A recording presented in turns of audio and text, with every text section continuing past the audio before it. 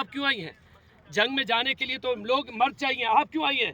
وہ عورت کہنے لگی جب میں نے دیکھا کہ مسلمانوں کی مدد کی ضرورت ہے، مسلمان جہاد کے لیے جا رہے ہیں، میرے پاس کوئی بیٹا نہیں تھا جس کو میں بیچ دیتی، میرے پاس دولت نہیں تھی جو میں پیش کر دیتی، اس گٹھڑی کے اندر اپنے بالوں کو کاٹ کر لائی ہوں، میں اپنے بالوں کو کاٹ کر لائی ہوں، میں جانتی ہوں میرے بالوں سے اور کچھ نہیں ہو سکتا، ہاں اتنا جانتی ہوں کہ جس گھوڑے پر مجاہدین سفر کریں گے، جس گھوڑے پر مجاہدین جہاد کریں گے، میں چاہتی ہوں کہ ان گھوڑوں کی رسی میرے بالوں سے بنائی جائے تاکہ جنگ میں میرا بھی حصہ شامل ہو جائے۔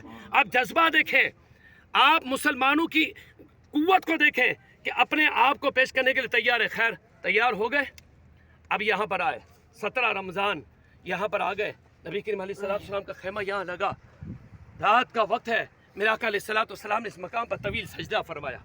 ابو بکر صدیق آئے، حضرت علی سے کسی نے پوچھا اے علی آپ بتائیں سب سے بڑا بہادر کون ہے، سب سے بڑا بہادر کون ہے؟ حضرت علی فرماتے ہیں ابو بکر۔ لوگوں نے کہا ہم نے تو آپ کا سنا ہے، خیبر تو آپ نے فتح کیا، آپ کہہ رہے کہ ابو بکر بہادر، کیا وجہ ہے؟ فرمانے لگے ہاں جب جنگ بدر کی رات آئی تو حضور کے خیمے کے باہر اب مسئلہ یہ تھا کہ چوکیداری کون کرے گا، ساری رات کون چوکیداری کرے گا یہاں پر، کیونکہ دشمن حضور کو فوکس کر رہے تھے کہ ہم نے یہاں پر حملہ کرنا ہے، مرکز ہے۔ تو پھر کیا ہوا، صحابہ کرام میں سے حضرت ابو بکر صدیق کھڑے ہو گئے، میں آج رات چوکیداری کروں گا، آج خیمے کے گرد میں چکر لگاؤں گا۔ آپ غور تو کریں کتنی بڑی بہادری ہے۔ خیر رات کا وقت حضور سے سجدے میں ہے، اللہ کی بارگاہ میں دعا مانگ رہے، مولا میرے پاس جو کچھ محنت تھی میں آج تیری بارگاہ میں لایا ہوں، یہ 313 مسلمان ہیں میرے پاس، آج میں تیری بارگاہ میں لایا ہوں، اگر یہ 313 بھی ختم ہو گئے کل تو یا اللہ تیرا نام بھی قیامت تک لینے والا کوئی نہیں ہوگا۔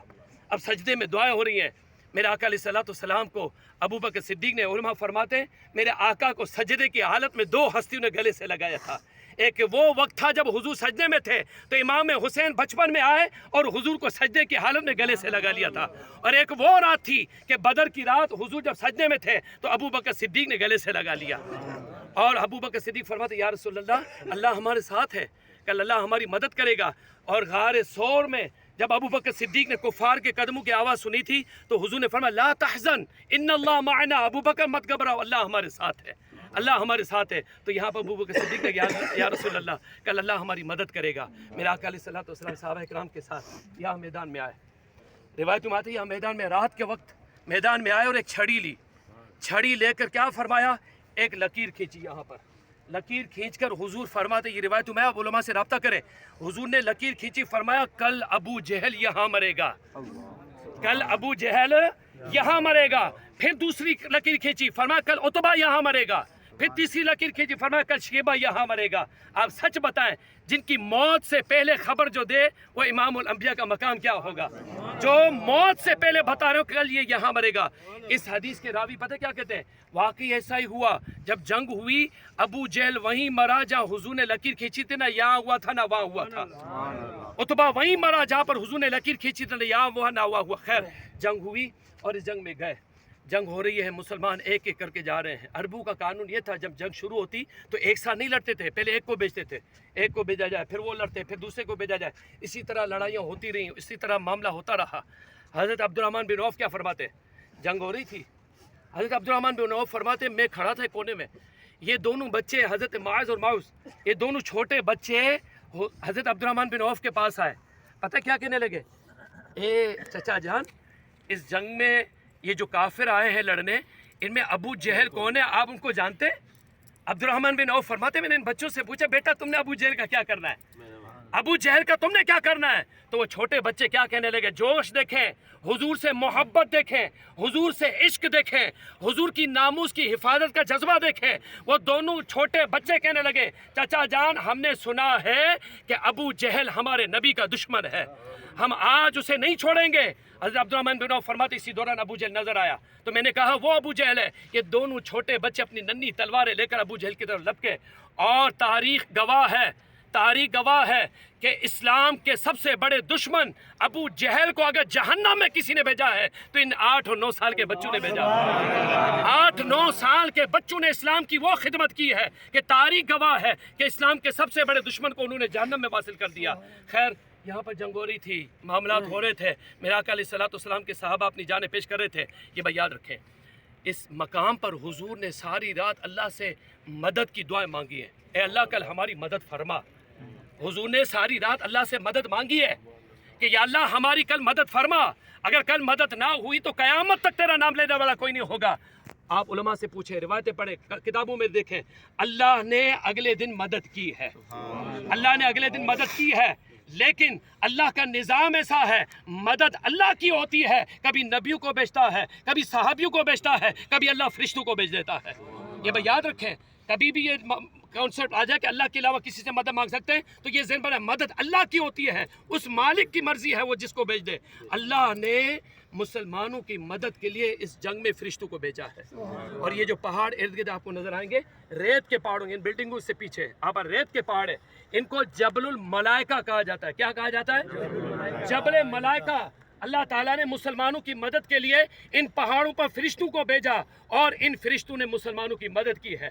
خیر مختصر عرض کر رہا ہوں، آخری واقعہ ایک روایت میں آتا ہے، حدیث پاک میں آتا ہے کہ جب جنگ ختم ہو گئی، مسلمانوں کو اللہ نے فتح دے دی، اللہ نے مسلمانوں کی مدد کی، فتح دے دی، تو یہاں پر صفیں بن گئیں، صحابہ نے صفیں باندھی، میرے آقا علیہ الصلوۃ والسلام نے نماز پڑھانا شروع کر دی۔ روایتوں میں آتا ہے کہ حضور علیہ الصلوۃ والسلام نماز کے دوران مسکرا رہے تھے، نماز کے اندر حضور مسکرا رہے تھے، صحابہ نے دیکھ لیا۔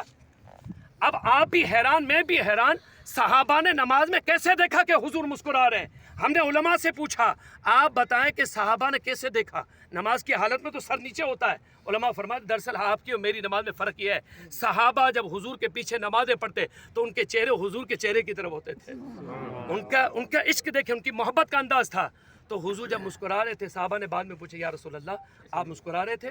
تو میرا آقا علیہ السلام، ہاں میں مسکرا رہا تھا۔ فرماتے جب میں نے نماز کی نیت باندھی، نماز شروع کی، تو میرے سامنے جبریل امین ہاتھ باندھ کر کھڑے ہو گئے۔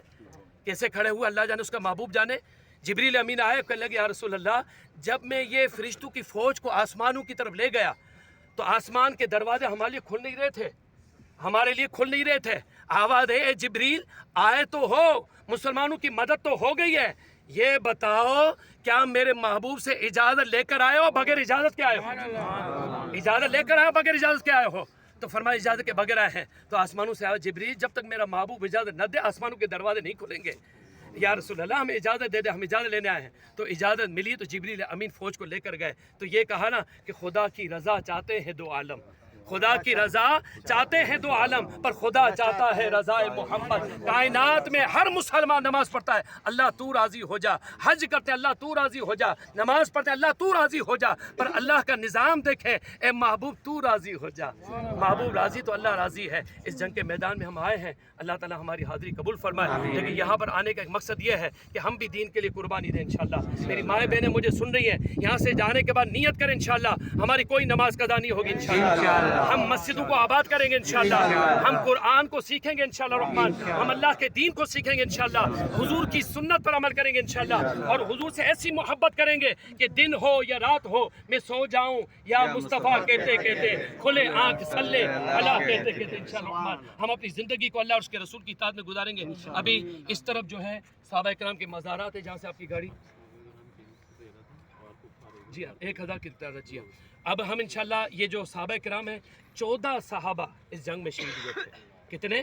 14۔ ان میں سے 13 کے مزارات یہاں پر ایک زخمی حالت میں تھے، ان کی مزار کسی اور جگہ بنی، تو 13 صحابہ کرام یہاں پر آئیے ہم ایک دفعہ سورہ فاتحہ 3 مرتبہ کل شریف پڑھ کر ان کی روحوں کو پیش